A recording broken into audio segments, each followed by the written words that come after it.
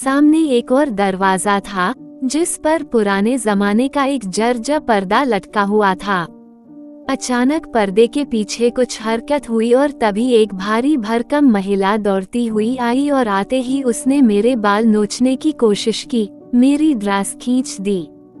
लेकिन जो काले कपड़े पहने मेरे पीछे खड़े थे, उन्होंने आगे बढ़कर उस महिला को पकड़ लिया। सामने बैठा एक आदमी खड़ा हुआ और बोला, होशियार रहो गुरनी, तुम्हें यहाँ इसलिए नहीं बुलाया गया था। हम हाजी साहब के अनुरोध पर आपके और उनके बीच सुलह कराना चाहते थे। उसने मेरी बेटी को मार डाला और आप उसके और मेरे बीच सुलह की बात करते हैं। मैं उसे नहीं छोड़ूंगा, मैं उससे अपनी बेटी का बदला लूंगा, उसका नाश करूंगा। मैं उसके परिवार को नष्ट कर दूंगा, समझो। इसके बाद वो महिला मुझ पर झपट पड़ी। मैं अब किसी भी संघर्ष के लिए सक्षम नहीं था।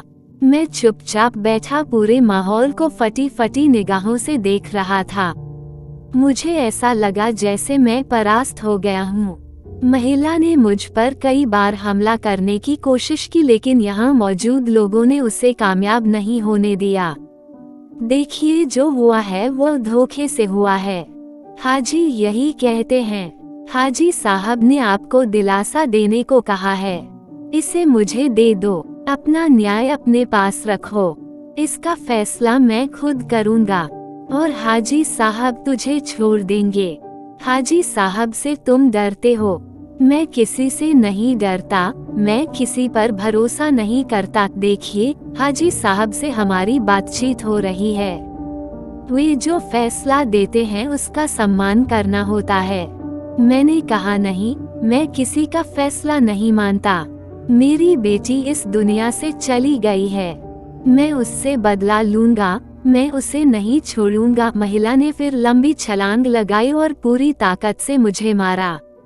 मैं नीचे गिर गई और उसके बाद मेरी आंखें अपने आप बंद हो गईं। एक पल के लिए मैंने आंखें बंद कर लीं। तभी कहीं से सूरज की रोशनी ने मेरी पलकों को गुदगुदाया और मैं जाग उठा। मैं अपने बिस्तर पर लेटा हुआ था। सुबह हो चुकी थी और मुझे नहीं पता कि वो कितना समय था। मैं डर गया, पूरा शरीर पसीने से लथपथ था।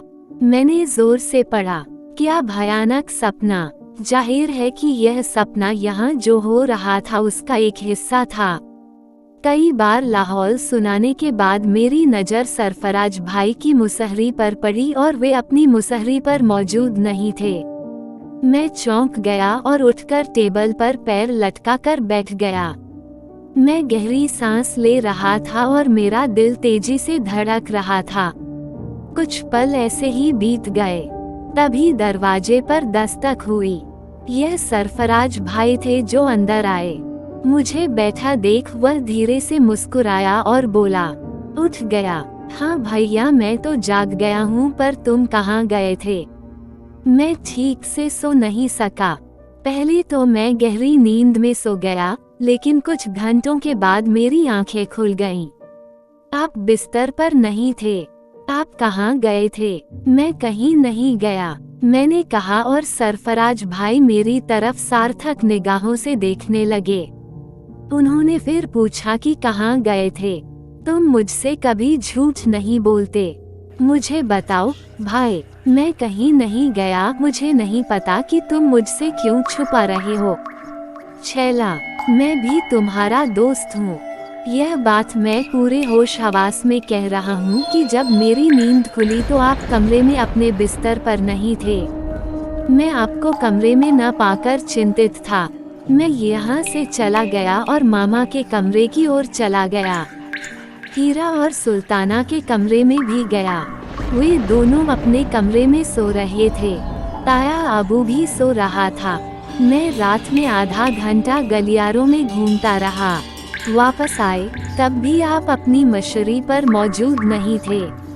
काफी देर तक सोचता रहा कि कहाँ जाऊं।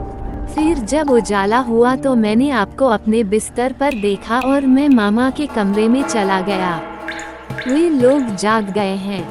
ताया अबू भी जाग गया है और उसके पास बैठा है। वे कहते हैं कि मैं आपको वहां चाय पर भी आमंत्रित करूंगा।